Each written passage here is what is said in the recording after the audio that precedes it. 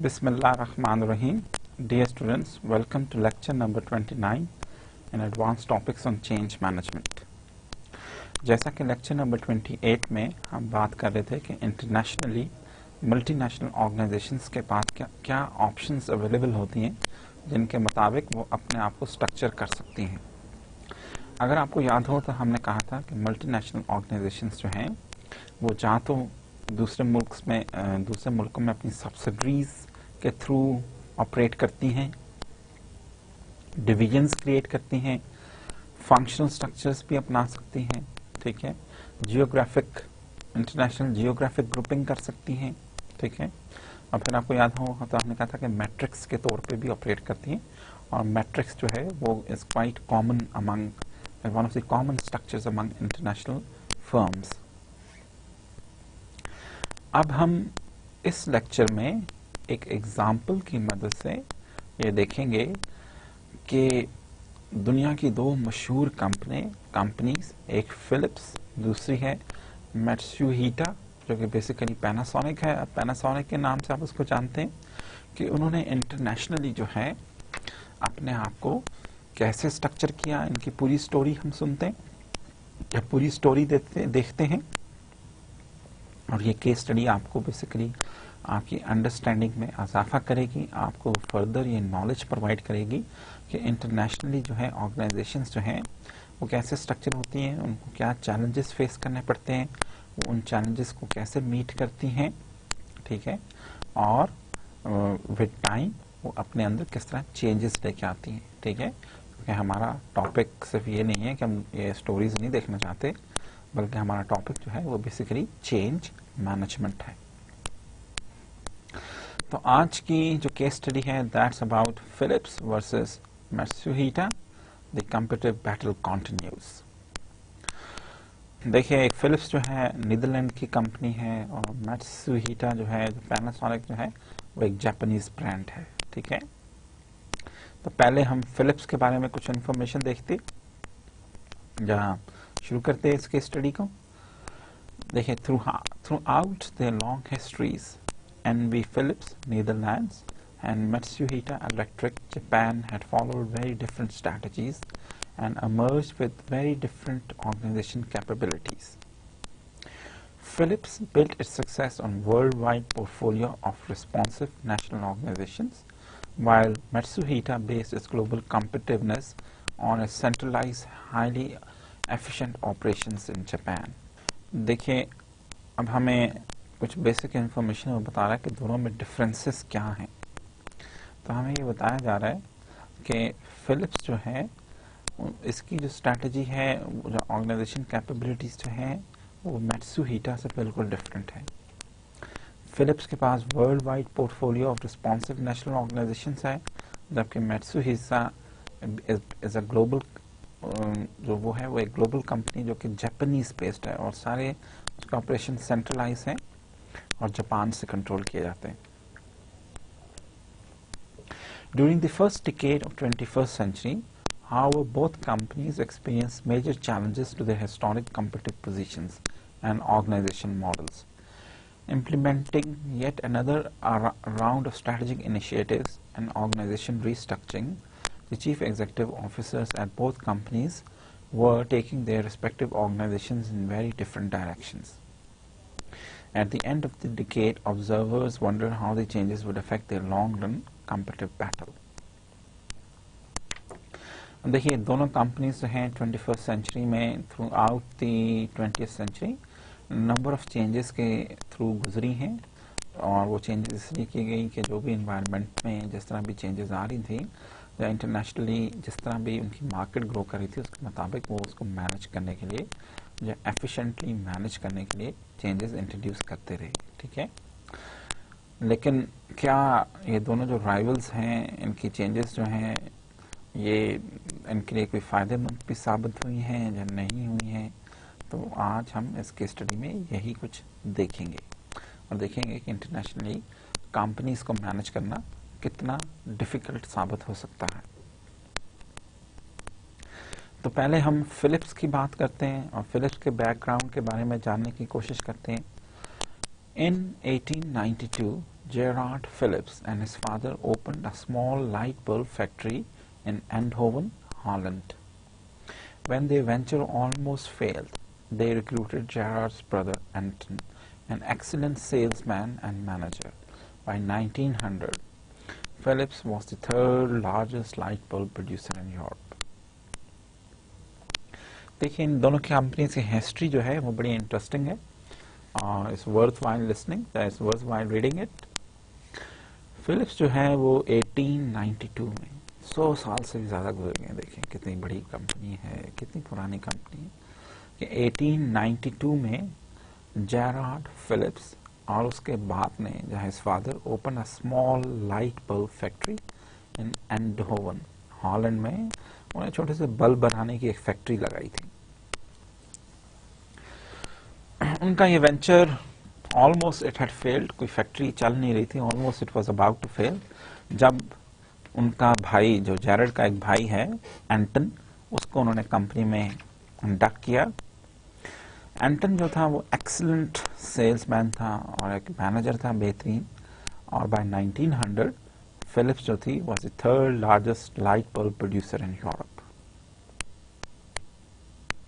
अब हम देखते हैं फर्दर फिलिप्स के नहीं, फिलिप्स ने एक पूरी 20th सेंचुरी में उसके सफ़र को हम देखते हैं कि वो कैसे ग्रो की। Technological competence and geographic expansion की अगर हम बात करें, while larger electrical product companies were racing to diversify, Philips only made light bulbs. This one product focus and Gerard's technological prowess enabled the company to create significant innovations. Company policy was to scrap old plants and use new machines or factories whenever advances were made in new production technology. Anton wrote down assets rapidly and set aside substantial reserves for replacing outdated equipment. Philips also became a leader in industrial research, creating physics and chemistry labs to address production problems as well as more abstract scientific ones. The labs developed tungsten metal filament bulb that was a great commercial success and gave Philips the financial strength to compete against its giant rivals. देखिए हमें कहते हैं कि Philips जो है वो एक light bulb producer था और एक बड़े अरसे तक फिलिप्स जो था वो सिर्फ बल्ब ही बनाता था, ठीक है। लेकिन उनमें एक खूबी थी कि जब भी नए प्रोडक्शन मेथड्स इंट्रोड्यूस होते थे, जब प्रोडक्शन टेक्नोलॉजी चेंज होती थी, तो फौरी तौर पे अपनी ओल्ड मशीन्स को स्क्रैप कर देते थे, या अपनी ओल्ड मशीन्स को बेच देते थे या स्क्रैप कर देते थे और नई टेक्नोलॉजी के थ्रू प्रोडक्शन शुरू करते थे। उसमें बहुत सारी फिजिक्स और केमिस्ट्री की रिसर्च लैब्स भी इस्टेब्लिश की, ठीक है, और इन्हीं लैब्स में tungsten metal filament bulb invent हुआ जो कि बिकेम अ ग्रेट सक्सेस। और ये बल्ब जो था इसकी वजह से, इस टंगस्टन फिलामेंट बल्ब की वजह से फिलिप्स जो है became so strong that it was able to compete against its giant rivals. Holland's small size soon forced Philips to look abroad for enough volume to mass produce. In 1899, Anton hired the company's first export manager, and soon the company was selling into such diverse markets as Japan, Australia, Canada, Brazil, and Russia. In 1912, as the electric lamp industry began to show signs of overcapacity, Philips started building sales organization in the United States, Canada, and France. All other functions remained highly centralized in Eindhoven. In many foreign countries, Philips created local joint ventures to gain market acceptance. वो हमें बता रहा है कि जी देखिए कि Philips जो है जो हॉलैंड था वो एक छोटा सा मुल्क है और अब हॉलैंड से बाहर वो एक्सपोर्ट में आ रहे थे, ठीक है। और बहुत जल्द ही 1899 में ही एंटन ने कंपनी का फर्स्ट एक्सपोर्ट मैनेजर हायर किया और सून जो था वो फिलिप्स जो था it was exporting products of light bulbs to markets such as Japan, Australia, Canada, Brazil and Russia. और 1912 में फिलिप्स जो है it entered United States, Canada and France, और अभी तक इसके जो फंक्शंस थे जो वो हाईली सेंट्रलाइज थे एंडोवन में, और जनरली बहुत सारी फॉरेन कंट्रीज में it entered through joint ventures ताकि उसको मार्केट में आसानी से एक्सेप्टेंस मिले। देखिए 1919 Philips entered into principal agreement with General Electric, giving each company the use of other patents while simultaneously dividing the world into three spheres of influence. After this time, Philips began evolving from a highly centralized company whose sales were conducted through third parties to a decentralized sales organization with autonomous marketing companies in 14 European countries, China, Brazil and Australia. 1919 में Philips ने general electric के साथ एक मायदा किया ताकि वो एक दूसरे के पेटेंट से फ़ायदा उठा सकें और प्रोडक्ट्स डेवलप कर सकें। इसके बाद सून ही जो फिलिप्स है वो हाईली सेंट्रलाइज कंपनी या सेंट्रलाइज मॉडल से डिसेंट्रलाइजेशन की तरफ जो है वो उसने प्रोग्रेस करना शुरू किया, और उन्होंने autonomous marketing companies 14 European countries में स्टैब्लिश होगी, और including countries such as China, Brazil and Australia. During this period, the company also broadened its product line significantly. In 1918, it began producing electronic vacuum tubes. 8 years later, its first radio appears, capturing 20% world market share within a decade. And during 1930s, Philips began producing X-ray tubes. The Great Depression brought with it trade barriers and high tariffs, and Philips was forced to build local production facilities to protect its foreign sales in these products. अब देखिए 1930s में अगर आपको याद हो तो again it was a time 1930 से 35 तक जिसको हम ग्रेट डिप्रेशन कहते हैं। अब देखिए ग्रेट डिप्रेशन आया तो बहुत सारे मुल्कों ने अपने मुल्क की इकोनॉमीज को सेव करने के लिए या अपने मुल्क की कंपनीज को सेव करने के लिए ट्रेड बैरियर्स लगा दिए। इस चीज को ओवरकम करने के लिए फिलिप्स ने क्या फायदा किया, क्या सोचा कि वो लोकल प्रोडक्शन फैसिलिटीज डेवलप की जाएं, जहां जहां उनके ऑपरेशंस हैं वहां पे लोकल प्रोडक्शन फैसिलिटीज डेवलप की जाएं ताकि जो है वो फॉरेन सेल्स जो है वो मुतासर ना हो। अब हम देखते हैं कि फिलिप्स में ऑर्गेनाइजेशन डेवलपमेंट के पॉइंट ऑफ व्यू से क्या चेंजेस हुई या फिलिप्स एज एन ऑर्गेनाइजेशन कैसे डेवलप हुई। One of the earliest traditions at Philips was a shared but competitive leadership by the commercial and technical functions. Jared, an engineer, and Anton, a businessman, began a stubborn competition where Jared would try to produce more than Anton could sell and vice versa. Nevertheless, the two agreed that strong research was vital to Philips' survival. देखिए 1892 से ही Philips की philosophy क्या थी कि technical और commercial intelligence या technical और commercial competence को कंबाइन किया जाए। अब देखिए कहते हैं जैरेड जो था वो एक बड़ा लाजवाब इंजीनियर था, उससे बहुत सारे उसका इंजीनियरिंग का बैकग्राउंड था। एंटन उसका भाई एक कामयाब बिजनेसमैन था। अब इन दोनों की एफर्ट्स जो हैं उसकी वजह से फिलिप्स जो है वो इंतहाई कामयाबी से ग्रो की या इंतहाई कामयाब कंपनी साबित हुई। लेकिन एनीवे दोनों भाइयों की इस पे एग्रीमेंट थी कि रिसर्च एंड डेवलपमेंट जो है उस पर फोकस होना बहुत जरूरी है।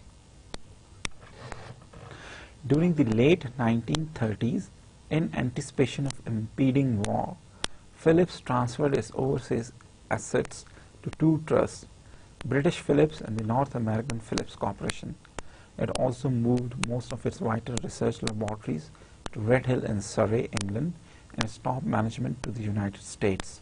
Supported by the assets and resources transferred abroad and isolated from their parent, the individual country organizations became more independent during the war. अब देखिए हमें यहाँ पे ये बताया जा रहा है कि 1930s के आखिर में जो डिकेड के आखिर में इट वाज क्वाइट एविडेंट कि यूरोप में वर्ल्ड वॉर 2 शुरू होने वाली थी या दूसरी जंग अजीम के आसार नजर आ रहे थे। इस चीज को मद्देनजर रखते हुए फिलिप्स की जो मैनेजमेंट थी उसने ये फैसला किया, जो डिसीजन किया कि फिलिप्स के एसेट्स को अब्रॉड मूव कर देना चाहिए, क्योंकि वॉर की सूरत में हॉलैंड जो है उसकी जियोग्राफिक लोकेशन ऐसी है कि उसको बहुत ज़्यादा नुकसान का अंदेशा था अगर वहाँ पे फिलिप्स की फैक्ट्रीज को कायम रखा जाता। इसलिए उन्होंने दो ट्रस्ट क्रिएट किए, एक ब्रिटिश फिलिप्स कॉर्पोरेशन थी और दूसरी North American Philips corporation establish की गई। और बहुत सारी जो रिसर्च लेबॉर्ट्रीज थी वो रेड हिल्स सरे में ट्रांसफर, उनको रीलोकेट कर दिया गया इंग्लैंड में, और टॉप मैनेजमेंट जो थी उसको रीलोकेट किया गया यूनाइटेड स्टेट्स में। ठीक है, और बहुत सारे जो एसेट्स और रिसोर्सेज जो हैं वो अब्रॉड चले गए, और ये जो दो कॉर्पोरेशन थी they were isolated from their parent. The individual country organisations, जो ये जो Philips British Philips and North American Philips corporation जो थी, they became isolated from the parent organization during the war times, and they became much more independent and much more decentralized। ठीक है, उनको तमाम तरह के इख्तियारात हासिल थे कि वो किस किस्म के डिसीजंस लेना चाहते हैं, किस किस्म के प्रोडक्ट्स जो हैं उनको डेवलप करना चाहते हैं। दैट डिसेंट्रलाइजेशन पे बहुत ज़्यादा एम्फेसिस था। अब देखिए दूसरी तरफ हॉलैंड में क्या हो रहा था, या दूसरी तरफ हॉलैंड में फिलिप्स वालों के साथ क्या बीती। Because waves of Allied and German bombing had pummeled most of the Philips industrial plants in the Netherlands, and the management board decided to build the post-war organization on the strength of national organizations। अब देखिए दूसरी जंग अजीम के दौरान Philips की Holland में जो factories थी वो एलाइड और जर्मन बॉम्बिंग्स की वजह से लेवल हो गई, कुछ भी ना बचा। लेकिन क्योंकि नेशनल ऑर्गेनाइजेशंस थी, ब्रिटिश फिलिप्स कॉर्पोरेशन और North American Philips corporation exist करती थी, उनके रिसोर्सेज की मदद से दोबारा ये पॉसिबल था कि हॉलैंड में वो फैक्ट्रीज को दोबारा बिल्डअप किया जा सके, हेडक्वार्टर को दोबारा रेस किया जाए। They greatly increased self-sufficiency during the war and allowed most to become adept in responding to country-specific market conditions, a capability that became a valuable asset in the post-war era। और क्या फ़ायदा हुआ Philips को, advantages क्या हासिल हुए कि जो ये नेशनल ऑर्गेनाइजेशंस थी लाइक ब्रिटिश फिलिप्स और नॉर्थ अमेरिकन फिलिप्स, अब ड्यूरिंग द वॉर जब इनका हेड पेरेंट कंट्री से कोई इतना खास लिंक बाकी ना रहा और दे बिकेम इंडिपेंडेंट, अपने डिसीजंस लेने शुरू किए, ठीक है, डिसेंट्रलाइज हो गई, अपनी मार्केट्स को समझना शुरू किया, तो दे वो अपनी अपनी मार्केट्स में they became expert of their own markets, और उनके पास एक कैपेबिलिटी जो एक वैल्यूएबल एसेट के सूरत में डेवलप होगी, जो कि पोस्ट वॉर एरा में भी फिलिप्स के काम आई। For example, when international wrangling prevented any agreement on three competing television transmission standards, PAL, CCAM and NTSC, each nation decided which to adopt. Furthermore, consumer preferences and economic conditions varied. In some countries, rich furniture encased TV sets were the norm. In others, sleek contemporary models dominated the market. In United Kingdom, the only way to penetrate the market was to establish a rental business. In richer countries, a major marketing challenge was overcoming elitist prejudice against television. In this environment, the independent NOs had a great advantage in being able to sense and respond to differences.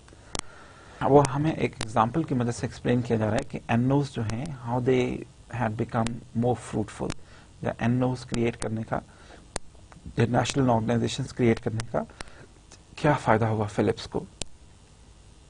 हम देखिए वो कहते हैं जी कि जो television transmission standards थे वो exist करते थे, पॉल, सीकैम और एनटीएससी। हर मुल्क ने इनमें से कोई स्टैंडर्ड अपनाया हुआ था, तो उस मुल्क की नीड के मुताबिक उसी तरह उस मुल्क में जिस किस्म के डाटा सिग्नल्स अवेलेबल थे उसी से मुताबिक रखते हुए टीवी सेट्स डेवलप किए गए। फिर हर मुल्क में कंज्यूमर की प्रेफरेंसेस डिफरेंट थी और इकोनॉमिक कंडीशंस डिफरेंट थी। कहीं furniture in case TV sets को जो था बड़ा लाइक किया जाता था, कहीं कंटेम्प्रेरी मॉडल्स को लाइक किया जाता था, और यूनाइटेड किंगडम में जब तक आप रेंट पे या रेंटल बिजनेस इस्टेब्लिश ना करें तब तक पॉसिबल नहीं था कि टीवी आप आसानी से बेच सकें, या इंस्टॉलमेंट्स पे टीवी बेचना पड़ता था। यूएस में एक प्रेजुडिस था अगेंस्ट टीवी, ठीक है। वहाँ पे जैसे आप देखें हमारे यहाँ भी अभी तक जो मौलवी हजरात हैं, कुछ लोग जो हैं वो कहते हैं जी टीवी जो है वो घर में नहीं चलाना चाहिए, नहूसत है, फलानी बात है। तो आज से 100 साल पहले, आज से जो है वो कोई 50-60 साल पहले यूनाइटेड स्टेट्स में भी ऐसा ही था। वहाँ पे भी जो एक टीवी के खिलाफ एक प्रोपेगेंडा था कि इस टीवी को नहीं देखना चाहिए या टीवी को इस्तेमाल नहीं करना चाहिए।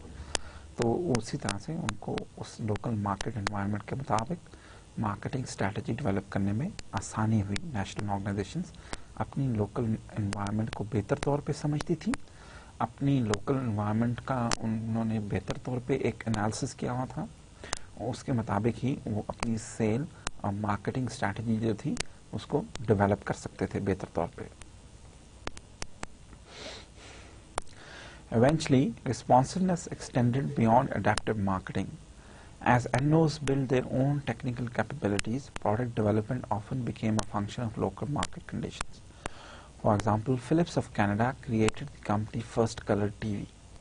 Philips of Australia created the first stereo TV, and Philips of United Kingdom created the first TV with teletext.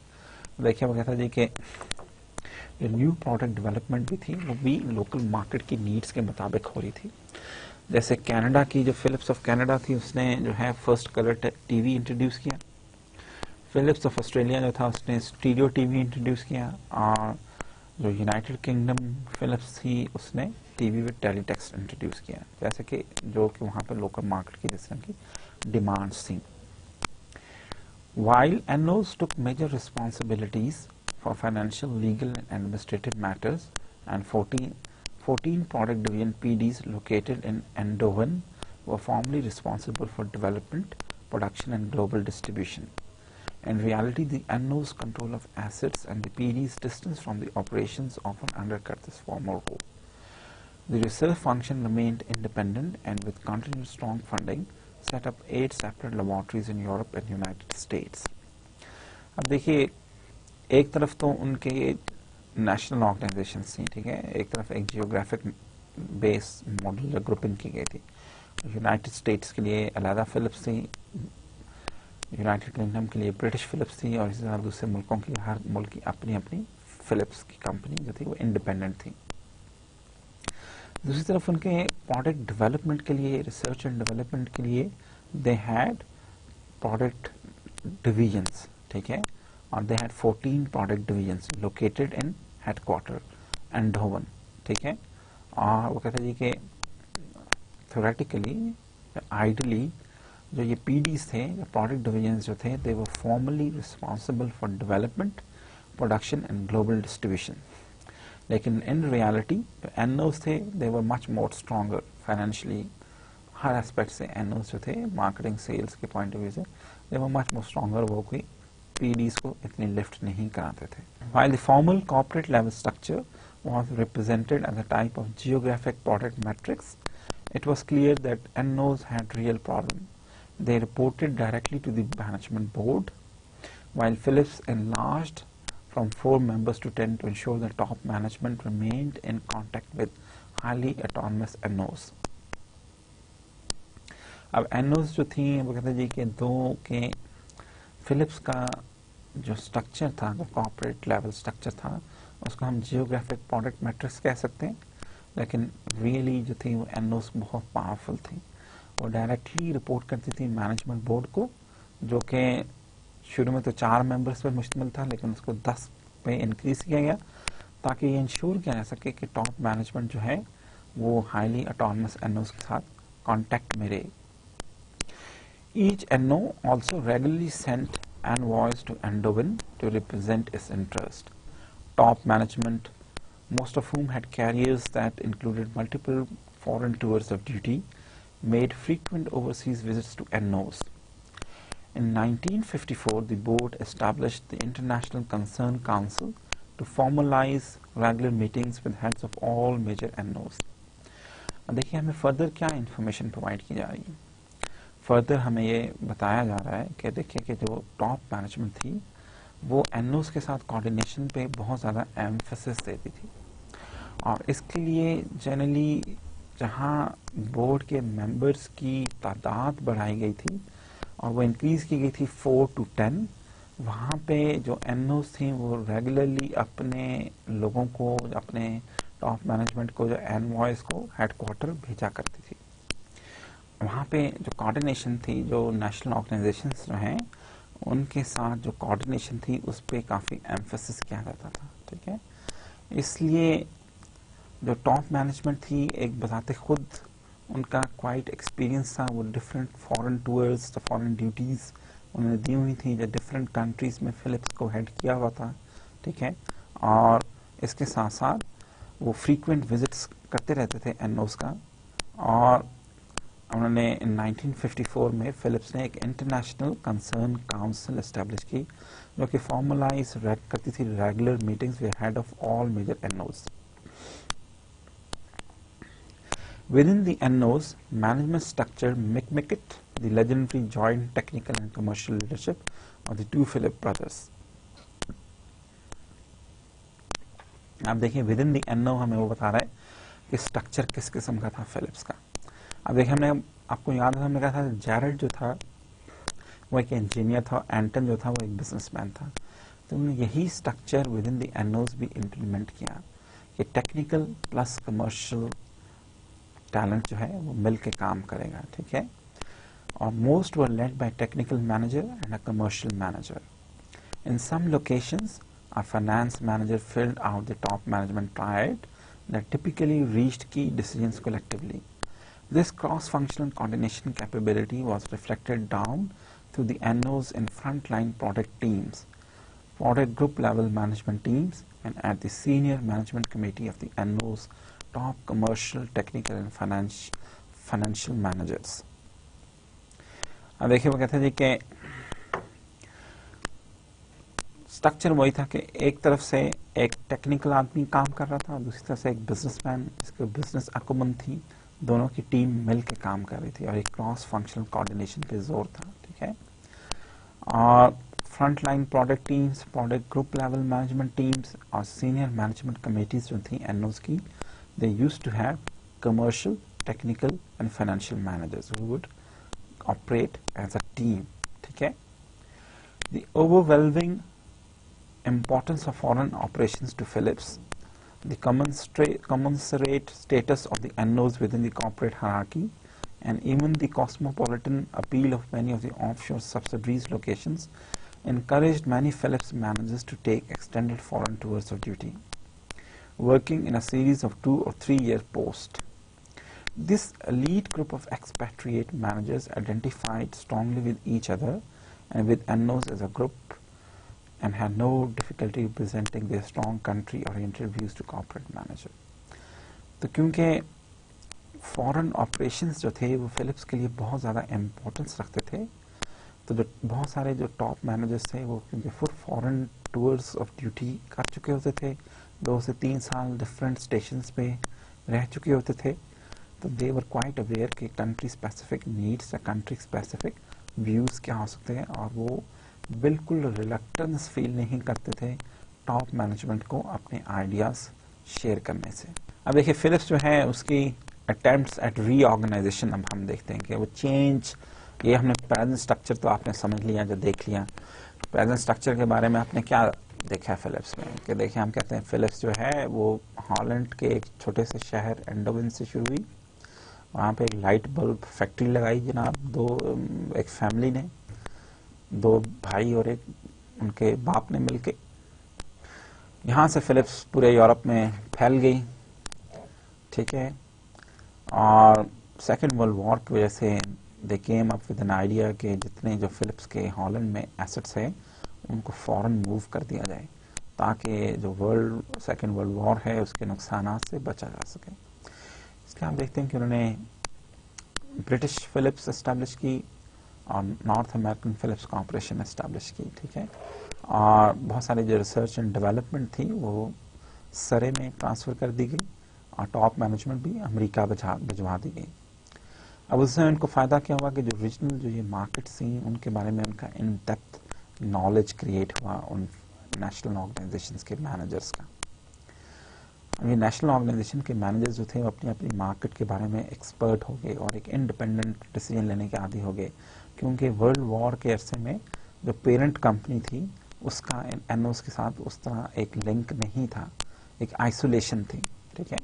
लेकिन एनओस को उसका फ़ायदा हुआ, एनओस जो हैं वो डिसेंट्रलाइज हो गई, एनओस अपने डिसीजंस खुद लेने लगी, इंडिपेंडेंट हो गई, अपने प्रोडक्ट्स डेवलप करने लगी, ठीक है। और ये बाद में वॉर के बाद ये चीज़ फिलिप्स की बहुत काम आई। एक तो एनओस के जो स्ट्रेंथ थी, फाइनेंशियल स्ट्रेंथ थी, उसकी मदद से वो अपनी हॉलैंड की फैक्ट्रीज को दोबारा रीबिल्ड करने में कामयाब हुए, जब अपने हेड ऑफिस को, हेडक्वार्टर्स को दोबारा बिल्ड करने में कामयाब हुए। और दूसरी तरफ उनको ये भी फायदा हुआ कि अब NOs they were quite expert in their own markets, ठीक है। विद इन एनओस भी जो स्ट्रक्चर था वो सिमिलर था जो कि पहले दिन से था फिलिप्स में, कि कमर्शियल और टेक्निकल टैलेंट जो था वो मिल के काम करता था। इसलिए हर एनओ में हर सतह पे कमर्शियल, टेक्निकल और जो है फाइनेंशियल मैनेजर्स वो मिल के किसी भी प्रोजेक्ट पे काम किया करते थे, ठीक है। अब तक सब कुछ ठीक ठाक चल रहा है, ठीक है। और जो एलीट टॉप मैनेजर्स होते थे वो एनओस के डिफरेंट, जो उनकी एनओस थी through out the world, national organisations जो थी फिलिप्स की थ्रू आउट द वर्ल्ड, वहाँ पे वो अपनी सर्विस के दौरान डिफरेंट एनओस में वो पोस्टेड रहते थे। उनको हर मुल्क के बारे में पता होता था कि वहाँ के मार्केट किस किस्म की है, और वो अपने व्यूज़ जो हैं टॉप मैनेजमेंट के साथ या कॉर्पोरेट मैनेजमेंट के साथ शेयर करते रहते थे।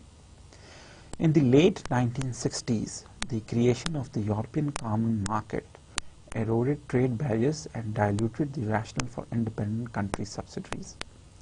New transistor-based technologies demanded large production runs than most national plants could justify, and many of Philips' competitors were moving production of electronics to new facilities in low-wage areas in Asia and South America.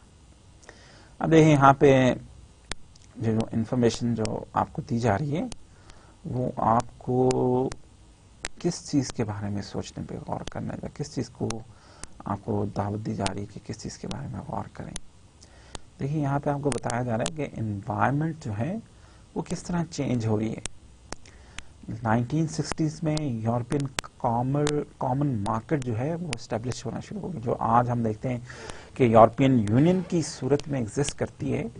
इसकी इब्तिदा 1960s में European common market की सूरत शुरू हो चुकी थी, और मकसद क्या था कि ट्रेड बैरियर्स को ख़त्म किया जाए और यूरोप में ट्रेड आसानी से की जा सके।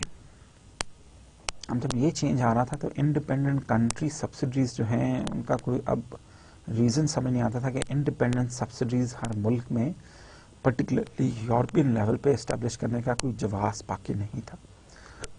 और अगेन जो टेक्नोलॉजीज चेंज हो रही थी वो टेक्नोलॉजीज डिमांड करती थी longer production runs than most national plants could justify, and many of Philips' competitors were moving production of electronics to new facilities in low-wage areas in Asia and South America.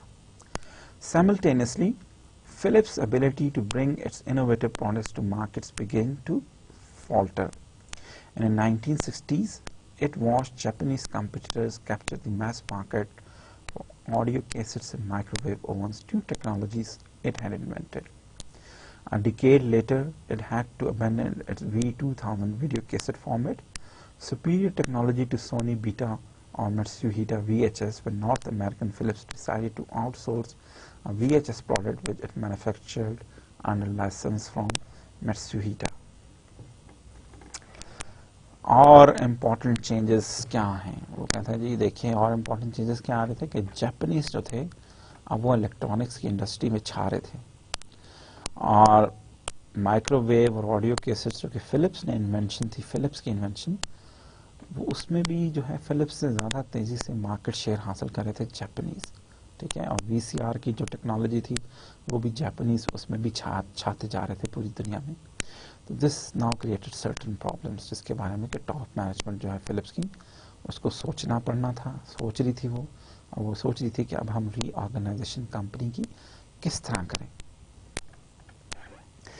Over the next 4 decades, seven chairmen experimented with reorganizing the company to deal with its growing problems. Yet in 2009, Philips' financial performance remained poor and its global competitiveness was still in question. अब देखिए वो कहता जी next 4 दहाइयों पर मुश्तमिल जो अरसा था उसमें 7 चेयरमैन आए फिलिप्स के जिन्होंने कोशिश की फिलिप्स को रीऑर्गेनाइज करने की, लेकिन स्टिल इन 2009 तक फिलिप्स की फाइनेंशियल परफॉर्मेंस जो थी स्टिल रिमेन्ड पुअर और उसकी ग्लोबल कॉम्पिटिटिवनेस जो थी वो स्टिल अ क्वेश्चन मार्क। अब पहला जो उसका चेयरमैन था जिसने कि रीऑर्गेनाइजेशन की कोशिश की उसका नाम था Van Riemsdijk and the yellow booklet. हम देखते हैं कि ये वैन साहब क्या करने की इन्होंने कोशिश की और उनके चेंजेस क्या थे। Concerned about one magazine described as continued profitless progress, newly appointed Chief Executive Officer Hendrik van Riemsdyk created an organization committee to prepare a policy paper on the division of responsibilities between PDs and NOs. In 1971, their report dubbed the Yellow Booklet outlined the disadvantages of Philips matrix structure in 1971. Without an agreement defining the relationship between national organizations and product divisions, it is impossible to determine in any given situation which of the two parties is responsible. As operations become increasingly complex, an organization form of this type will only lower the speed of reaction of an enterprise.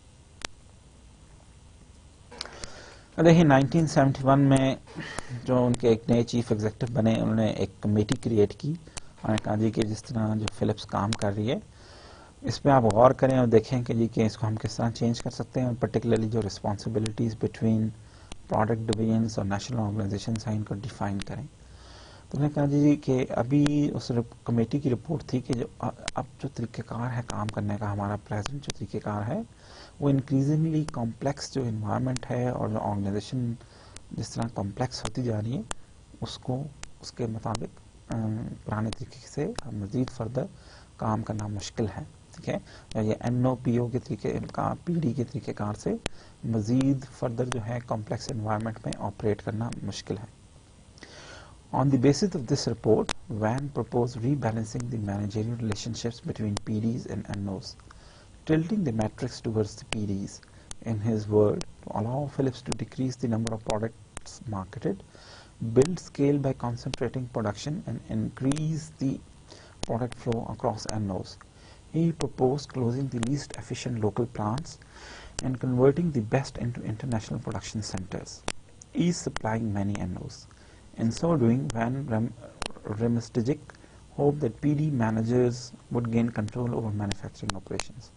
Due to political and organization difficulty of closing local plants, however, implementation was slow. देखिए अब उस report की रोशनी में जो है वो van जो है जो चेयरमैन था उसने सर्टेन डिसीजंस लिए और उसने कहा जो मैट्रिक्स जो है उसको थोड़ा सा टिल्ट करना पड़ेगा ताकि वो प्रोडक्ट डिवीजन्स के फेवर में हो जाए। अभी तक जो नेशनल ऑर्गेनाइजेशंस जो हैं दे वर क्वाइट स्ट्रॉन्ग और प्रोडक्ट डिवीजन को वो बिल्कुल लिफ्ट नहीं कराती थी। तो उसने कहा जी कि इसको थोड़ा सा जो है हमें मैट्रिक्स को टिल्ट करना पड़ेगा towards the favour of product divisions. ठीक है, एंड देन अगेन उसने कहा जी कि जो एक और चेंज बहुत ज़रूरी है कि हमें कम प्रोडक्ट्स को मार्केट करना चाहिए and should build scale by concentrating production and increase the product flows across NOs. कि कुछ जो हमारी अच्छी फैक्ट्रीज हैं वहाँ पे हमें प्रोडक्ट्स डेवलप करने चाहिए और उनको सारे एनओस को सप्लाई किया जा सकता है। इससे हम इकोनॉमीज ऑफ स्केल हासिल कर सकते हैं। क्या कि हमारी जो कुछ अच्छी फैक्ट्रीज ऑपरेट कर रही हैं वहाँ पे हमें प्रोडक्ट्स को डेवलप करना चाहिए और इन प्रोडक्ट्स को हम थ्रू आउट जो हमारा नेशनल ऑर्गेनाइजेशन है उनमें हम सप्लाई कर सकते हैं आसानी से। इससे हमें इकोनॉमीज ऑफ स्केल हासिल होंगी। इसलिए उसने कहा जी कि he propose closing down the least efficient local plants and converting the best into international production centres, each supplying many एनओस।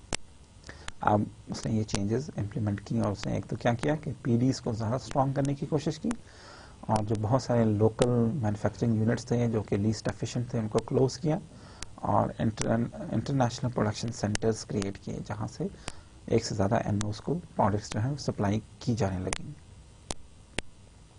He was named as Rodenberg and Decker, tilting the matrix.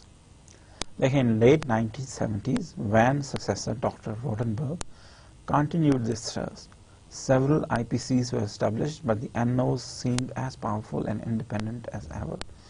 He furthered matrix simplification by replacing dual commercial and technical leadership with single management at both the corporate and national organization levels. Yet the power struggles continued. 1970s में doctor रोडनबर्ग जो है उसका chairman बना Philips का, और उसने क्या changes introduce किए. उसने कहा जी ये कि ड्यूल जो हमारे यहाँ कमर्शियल और टेक्निकल लीडरशिप का कॉन्सेप्ट है इसको उसने ख़त्म किया, और सिंगल मैनेजमेंट बोथ कॉर्पोरेट और नेशनल ऑर्गेनाइजेशंस पे एस्टेब्लिश की ताकि ये पावर स्ट्रगल्स ख़त्म हो. लेकिन वो पावर स्ट्रगल्स ख़त्म नहीं हुई. The power struggles still continued. ठीक है, वो हमें क्या कह रहे हैं कि इन लेट 1970s जो है डॉक्टर रोडनबर्ग जो है जो उसका चेयरमैन बना, उसने देखा कि नेशनल ऑर्गेनाइजेशंस जो हैं वो भी बहुत स्ट्रांग हैं, बहुत पावरफुल हैं, and they are as independent as ever. उसने फर्दर मैट्रिक को सिंप्लीफाई किया, और जो शुरू से जेरेड के टाइम से जो ना 1892 से जो चला आ रहा था कि एक कमर्शियल और टेक्निकल लीडर्स दोनों मिलकर काम करते थे, उसने ये चीज़ ख़त्म कर दी और सिंगल मैनेजमेंट को कंट्रोल सौंपा गया. ठीक है, सिंगल मैनेजमेंट क्रिएट की गई at both corporate and national organisations. अब देखिए उसके बाद 1982 में वाइस टेकर जो है he became CEO and he outlined a new initiative. Aware of the cost advantage of Philips' Japanese counterparts, he closed inefficient operations, particularly in Europe, where 40 of the companies, more than 200 plants were shut. He focused on core operations by selling peripheral businesses such as welding, energy cables, and furniture making, while simultaneously acquiring an interest in Grundig and Westinghouse North American lamp activities. अब देखिए 1982 में vice Dekker जो था he became chief executive officer of Philips. उसने further जो है उसने कहा जी अगर हमें जापानीज का मुकाबला करना है तो we have to be very efficient. उसने बहुत सारे जो इनएफिशिएंट ऑपरेशंस थे यूरोप में उनको क्लोज कर दिया. ठीक है, एंड सम 40 प्लांट्स जो थे, कंपनी प्लांट्स जो थे, उनको शट कर दिया गया. ठीक है, और देन अगेन उससे बहुत सारे बिजनेसेस जो कि उनके लिए प्रॉफिटेबल नहीं थे, such as welding, energy cables and furniture making, उनको जो है उनसे जान छुड़ाई. और लेकिन at the same time he acquired interest in Grundig and Westinghouse North American lamp activities. He also continued to tilt the metrics, giving PDs product management responsibility, but leaving NOs responsible for local profits. And he allowed NOs to input into product planning, but gave global PDs the final decision on long-range direction. Still, sales declined and profits stagnated. Van der Kloeg's radical restructuring. When Carl van der Kloeg succeeded Decker as a chairman in 1987, Philips had lost its long-held consumer electronics leadership position to Matsuhita and was one of the only two non-Japanese companies in the world top 10. Its net profit margins of 1 to 2% not only lagged behind General Electric's 9%, but even its highly aggressive Japanese competitor Slim 4%. Van der Kloeg set a profit objective of 3 to 4% and made beating the Japanese company a top priority. अगर ही 1987 में एक और chairman appoint हुआ mister van. Okay, जब van 1987 में chairman appoint हुआ तो Philips जो कि एक टॉप लीडर था इलेक्ट्रॉनिक्स में, कंज्यूमर इलेक्ट्रॉनिक्स में, उसकी वो पोजीशन बाकी नहीं थी, और मैत्सुहिटा जो था वो उसको ओवरटेक कर चुका था. ठीक है, और टॉप 10 इलेक्ट्रॉनिक्स कंपनीज में सिर्फ 2 जो थी वो कोई नॉन जापानीज कंपनी थी, बाकी 8 की 8 जापानीज कंपनी थी जिनके पास टॉप 10 पोजीशन थी. अब फिलिप्स के जो नेट मार्जिन से, प्रॉफिट मार्जिन से, वो 1 to 2% थे सिर्फ, और ये बहुत कम थे as compare to General Electric 9%, and even जो एग्रेसिव जापानीज कंपटीटर्स थे उनके भी प्रॉफिट मार्जिन अराउंड 4% तक होते थे. अगर हम देखा जाए तो फिलिप्स जो है उसका प्रॉफिट मार्जिन सिर्फ 1 से 2% था.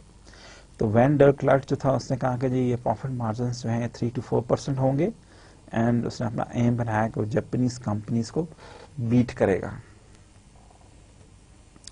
As Van der Kert reviewed Philips' strategy, he destinated various businesses as core, those that shared related technologies and had strategic importance over technical leaders, and non-core, stand-alone businesses that were not strategic for world leadership and could eventually be sold if required. Of the 4 businesses defined as the core, 3 were strategically linked: components, consumer electronics, telecommunications, and data systems. The 4th, lighting, was regarded as strategically vital because its cash flow funded development. The non-core businesses included domestic appliances, medical systems, which when decurred spun off into joint ventures with Whirlpool and GE respectively. अब देखिए, जो अब 1987 में एक नया chief executive आया, उसने strategy अपनाई वो क्या थी कि उसने फिलिप्स के बिजनेसेस को कोर और नॉन कोर में आइडेंटिफाई किया है, कौन से फिलिप्स के बिजनेसेस उसके लिए कोर की हैसियत रखते हैं और कौन से नॉन कोर बिजनेसेस हैं. उसने कहा जी जो नॉन कोर बिजनेसेस हैं उनको हम इवेंचुअली इफ रिक्वायर्ड हम उनको सेल आउट कर सकते हैं, ठीक है. और उसने जो है particularly such businesses, domestic appliances and medical system, उनमें वर्लपूल और जीई के साथ जॉइंट वेंचर्स किए ताकि मिल के प्रोडक्ट्स जो है उनको मार्केट किया जा सके. In continuing efforts to strengthen the PDs relative to NOs, Van de Kurt restructured Philips around the 4 core global divisions rather than the former 14 PDs. This allowed him to trim the management board, appointing the displaced board members to a new policy making. Group Management Committee, consisting primarily of PD heads and functional chiefs, this body replaced the old NO-dominated International Concern Council. Finally, he sharply reduced the 3,000-strong headquarters staff, reallocating many of them to the PDs. अब देखिए और उसने changes क्या की कि उसने again जो PDs थे, प्रोडक्ट डिविजन्स जो थे, उनको फर्दर स्ट्रॉन्ग किया, ठीक है. और जो NOs जो थे उनकी पावर को कम करने की कोशिश की, ठीक है, उनकी पावर को रिड्यूस किया. इसलिए उसने एक नया पॉलिसी मेकिंग ग्रुप क्रिएट किया, द मैनेजमेंट कमेटी क्रिएट की, और उसमें जनरली पीडीज के हेड्स जो थे उसके मेंबर थे और जो फंक्शनल चीफ्स थे वो उसको हेड कर रहे थे. और जो एनओज जो थे उसमें उनकी कोई खास रिप्रेजेंटेशन नहीं थी. अगेन उसने जो हेड ऑफिस था, हेड ऑफ क्वार्टर्स जो थे उसमें डाउन साइजिंग की और उसमें बहुत सारे लोगों को एम्प्लॉयज़ की छुट्टी कर दी और हेड क्वार्टर जो है उसको बहुत सारे जो स्टाफ था उसको रीएलोकेट कर दिया तो PDs. To link PDs directly to markets, Van der Kurt dispatched many experienced product line managers to Philips' most competitive markets. For example, management of digital audio tape and electric shaver product lines were relocated to Japan, where the medical technology and domestic appliances were moved to the United States. अब देखिए product divisions को market से align करने के लिए उसने कुछ फैसला किया. उसने कहा कि प्रोडक्ट डिवीजन्स वहाँ होने चाहिए जहाँ पे उनकी ज़्यादा मार्केट डिमांड है. तो उसने कहा कि for example digital audio tape और इलेक्ट्रिक शेवर प्रोडक्ट्स जो हैं उनके प्रोडक्ट डिवीजन्स जापान मूव कर दिए गए. सिमिलरली मेडिकल टेक्नोलॉजी और डोमेस्टिक अप्लायंसेस के प्रोडक्ट डिवीजन्स जो हैं उनको यूनाइटेड स्टेट्स जो है वहाँ पे रिलोकेट कर दिया गया. Such moves, along with continued efforts at globalizing product development and production efforts, required that parent company gain firmer control over NOs, especially the giant North American Philips Corporation. Although Philips had obtained a majority equity interest after World War II, it was not able to make the US company respond to directives from the center, as the V2000 VCR incident showed. To prevent replays of such experiences in 1987, Van de Kurt repurchased publicly owned NAPC shares for $700 million. अब देखिए एनओस पे ज़्यादा control हासिल करने के लिए particularly जो north American Philip corporation थी उसको फर्दर टाइटली कंट्रोल करने के लिए वैन ने क्या किया, उसने ये किया कि देखिए जो ओपन मार्केट से उसके नॉर्थ अमेरिकन फिलिप कॉर्पोरेशन के शेयर्स को रीबाय कर दिया for $700 million.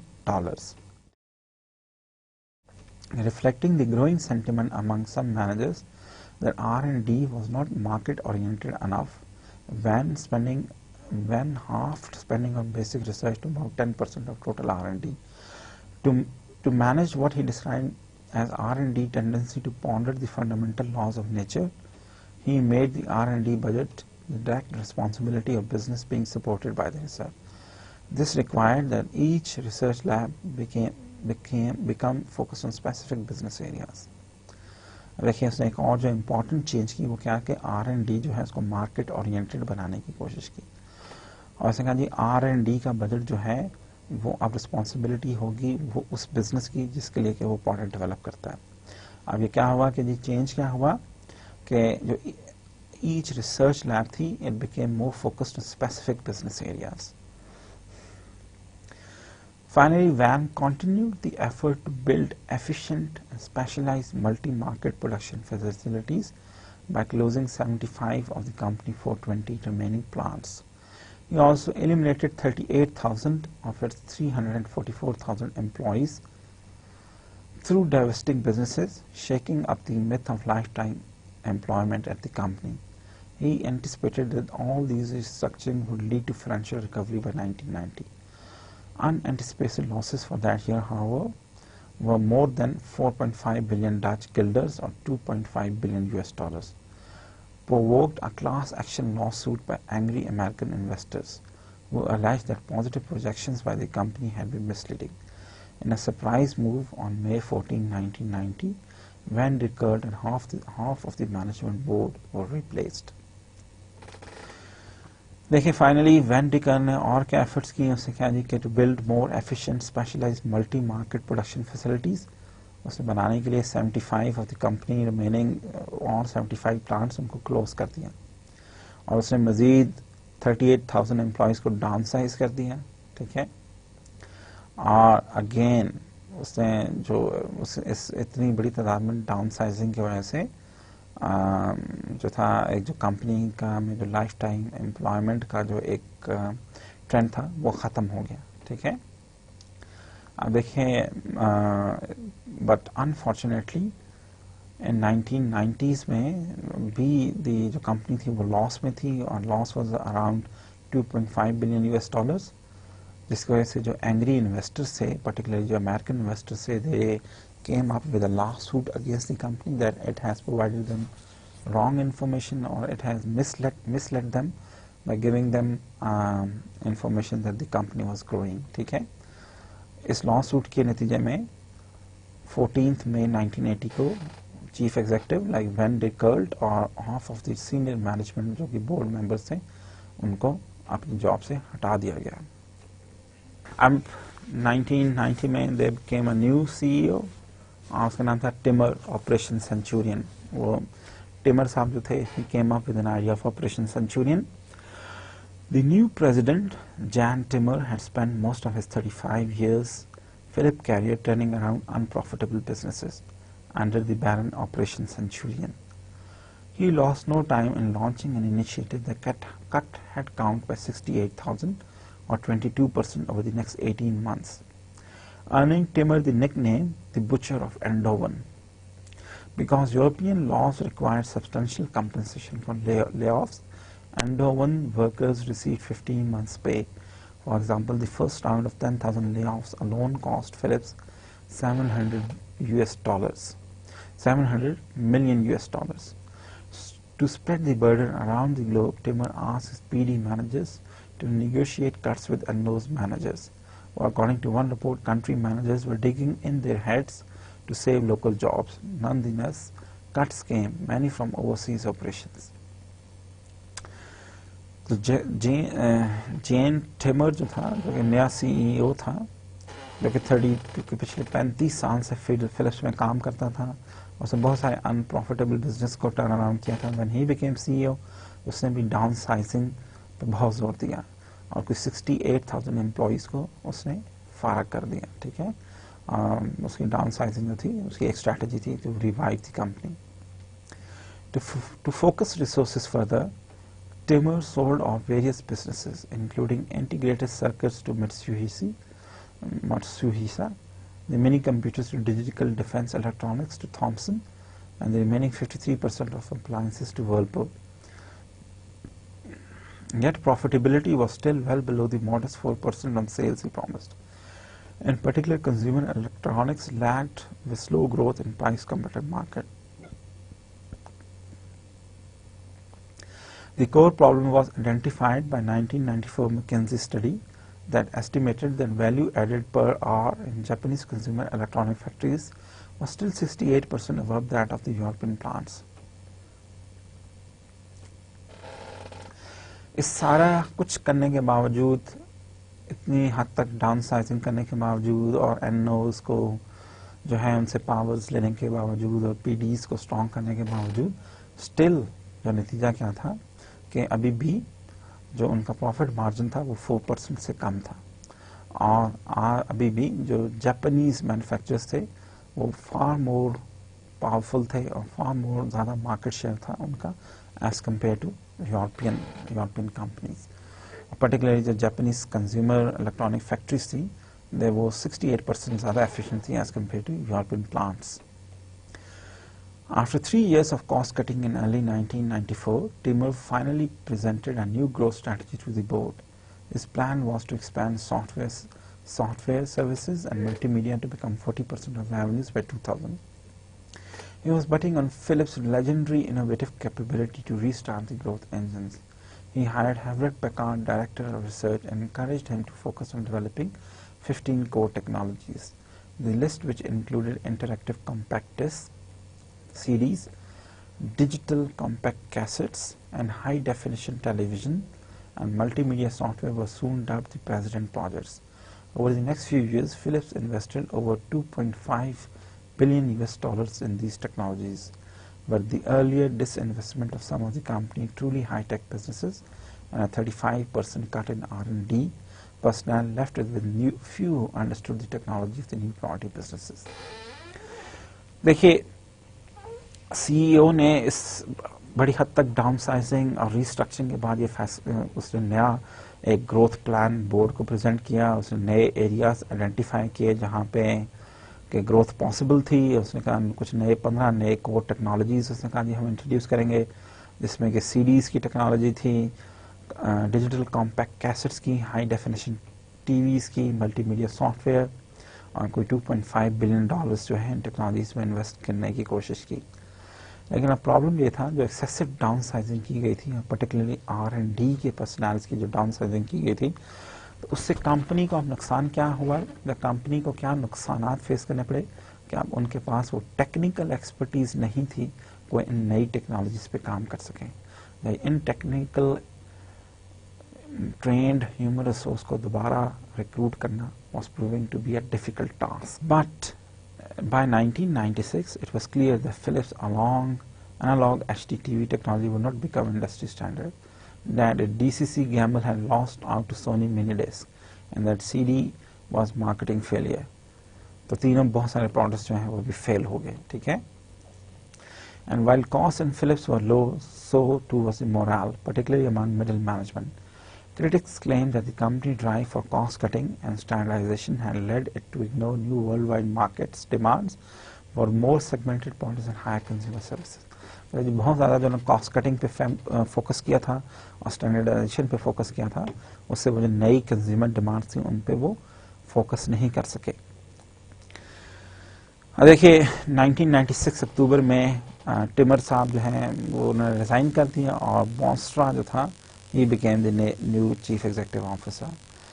When Timur stepped down in October 1996, the board replaced him with a radical choice for Philips, an outsider whose expertise was in marketing in Asia rather than technology in Europe. Boonstra was a 58-year-old Dutchman whose year as chief executive of Sara Lee, the US consumer product firm, had earned him a reputation as hard-driving marketing genius. Joining Philips in 1994, he headed the Asia Pacific region and the lighting division before being tapped as chief executive officer. तो एक marketing के background के शख्स को, जो एक marketing के background के एग्जीक्यूटिव को अब चीफ एग्जीक्यूटिव ऑफिसर मुकर्रर किया गया. उसने भी आते ही announce strategic sweeps changes designed to reach his goal of increasing return on net assets from 17 to 24% by 1999. There are no taboos or scared cows, he said. The bleeders must be turned around or sold or closed. Within 3 years, he had sold off 40 of the Philips 120 major businesses, including such well-known units as Polygram and Grundig. Promising to transform structure he described as a plate of spaghetti into a neat row of asparagus, he then initiated a major worldwide restructuring. How can we compete with the Koreans, he asked. They don't have 350 companies all over the world. Their factory in Ireland covers Europe and their manufacturing facility in Mexico serves North America. We need a more structured and simpler manufacturing and marketing organization to achieve a cost pattern in line with those we do not have our heritage. One of the biggest issues facing Philips. आप देखिए जी कि restructuring की बहुत ज़्यादा ज़रूरत है और हमें इतने ज़्यादा प्लांट्स की ज़रूरत नहीं। वैसे जापानीज़ जो हैं वो अपनी एक आयरलैंड की फैक्ट्री से पूरे यूरोप को सप्लाई करते हैं और मैक्सिको की फैक्ट्री से पूरे नॉर्थ अमेरिका को कैटर फॉर करते हैं। तो फिर हमें क्या ज़रूरत है कि हम इतने कॉम्प्लेक्स मैन्युफैक्चरिंग और मार्केटिंग ऑर्गेनाइजेशन के तौर पे ऑपरेट कर रहे हैं। We need to restructure ourself too. Within a year, 3,100 jobs were eliminated in North America and 3,000 employees were added in Asia Pacific, emphasizing Banastra's determination to shift production to low-wage countries and his broader commitment to Asia. After 3 years, he had closed 100 of the company's 356 factories worldwide. At the same time, he replaced the company's 21 PDs with 7 divisions, but shifted day-to-day operating responsibilities to 100 business units, each responsible for profits worldwide. It was a move designed to finally eliminate the old PD and no metrics. Finally, in a move that shocked most employees, he announced that 100-year-old Endo 1 headquarters would be relocated to Amsterdam, with only 400 of the 3,000 corporate positions remaining. तो देखिए again उसने restructuring जो है उस पर बहुत ज़्यादा emphasis कर रहा है। यहाँ पे हमें बताया जा रहा है कि चेंज लाने के लिए जो अनसुटेबल बिजनेसेस थे, जो नॉन प्रॉफिटेबल बिजनेस थे, उनको क्लोज किया जा रहा है। अरे हमें बता रहा है कि जी कि मज़ीद 100 के करीब कंपनी की जो फैक्ट्रीज थी उनको बंद किया गया, 21 पीडीज को 7 डिवीजन्स में कन्वर्ट किया गया और जो 100 बिजनेस यूनिट्स थे they were not responsible for profit world wide. Finally उसने जो 100 साल पुराना एंडोविन हेडक्वार्टर था उसको रीलोकेट कर दिया एम्स्टरडैम में और 3,000 की बजाय सिर्फ अब हेड ऑफिस में 400 एम्प्लॉयज़ जो थे वो काम करते थे। ठीक है। By early 1998, he was ready to announce his new strategy. Despite early speculation that he might abandon consumer electronics, he proclaimed it as a center of Philips' future. Betting on the digital revolution, he planned to focus on established technologies such as cellular phones through a joint venture with Lucent, digital TV, digital video disc, and web TV. Furthermore, he committed major resources to marketing, including 40% increase in advertising to raise awareness and image of Philips brand and de-emphasize most of the 150 other brands is supported worldwide. ठीक है, कुछ जो चीदा brands थे अब उनको ज़्यादा focus किया जाना था और उन ब्रांड्स को हाईलाइट किया जाना था extensive marketing and advertising campaigns के through. While not everything succeeded, the Lucent cell phone JV collapsed after 9 months. For example, overall performance improved significantly in late 1990s. By 2000, Bonstra was able to announce that he had achieved his objective of 24% return on net sales. अब हम देखते हैं कि आगे जो हैं एक और साहब जो हैं वो आए, उनका नाम था किलिस्त्री और वो भी 2001 में उन्होंने चार्ज लिया, लेकिन अनफॉर्चुनेटली इस वक्त तक एक ट्रैक रिसेशन आ चुकी थी एनवायरनमेंट में और tidal wave of red ink का नाम दिया इसको फॉर्च्यून ने और जेरल्ड किलिस्त्री जो ली था तो उसके लिए it was a difficult situation. In particular वो हमें बताता है कि देखिए $60 से $13 तक शेयर प्राइस गिर चुकी थी 2001 से 2002 में। $60 से $13 पर शेयर जो थी प्राइस गिर चुकी थी और this was the biggest losses in the history of the company. अब यहाँ पे इतने लॉस के बावजूद जो था वो moving quickly, the new CEO began restructuring the company announcing the outsourcing of Philips mobile production to CE of China। अब इन्होंने इसी तरह बहुत सारे जो बिजनेसेस है उनको आउटसोर्स कर दिया, लाइक मोबाइल फ़ोन प्रोडक्शन जो है वो चाइना में आउटसोर्स कर दी, VCRs टू जापान, और लॉसेस को कम करने की कोशिश किए। और over the next few years he try to outsource the production of TV, CD players and components while simultaneously moving the remaining in-house production to low-cost countries like China, Poland और Mexico। अब बहुत सारी जो production थी उसको इन्होंने कोशिश की कि लो कॉस्ट कंट्रीज की तरफ मूव किया जाए, ठीक है। जो फैक्ट्रीज हैं वो चाइना, पोलैंड या मैक्सिको में लगाई जाए, ठीक है। और फर्दर इसकी वजह से, इस चेंजेस की वजह से with in next 4 years he had remove more than 1 in 4 Philips employees, reducing headcount by 60,000, ठीक है।